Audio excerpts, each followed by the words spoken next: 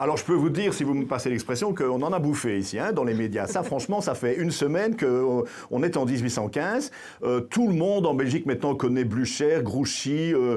C'est qui s'est trompé, qui n'est pas arrivé quand il fallait, qui n'a pas pris la ferme qu'il fallait, etc. Combien il y avait de canons, de chevaux, etc. Il faut dire qu'il y avait 60 000 spectateurs pour aller sur place voir les reconstitutions vendredi et encore 60 000 samedi, qui a à peu près 6 000 figurants. On a tous appris ici qu'on les appelait pas comme ça, on les appelle les reconstituants ou les reconstitueurs, puisque chaque année ils font la reconstitution des batailles, mais ils étaient particulièrement nombreux cette fois-ci, tellement nombreux qu'il manquait même des reconstituants pour faire les soldats français. Et donc il y a des Anglais, environ 600 Anglais, qui se sont déguisés en soldats français pour rejouer la bataille. Voilà. Cette année, c'était aussi le bicentenaire de l'exil de Napoléon à l'île d'Elbe.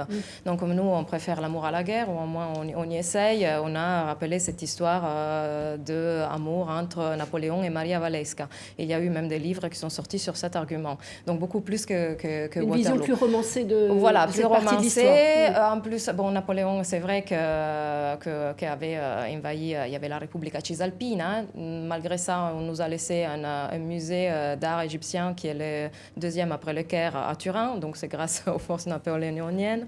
Je vais dire, mais on avait cette sorte d'habitude avant la union de l'Italie à l'invasion étrangère. D'ailleurs, un célèbre proverbe italien qui dit Franco-Espagne, France-Espagne, pourvu qu'on mange. Donc, comme si on avait, disons, essayé d'exploiter ce qui amenait les étrangers pour pouvoir survivre, pour pouvoir surmonter.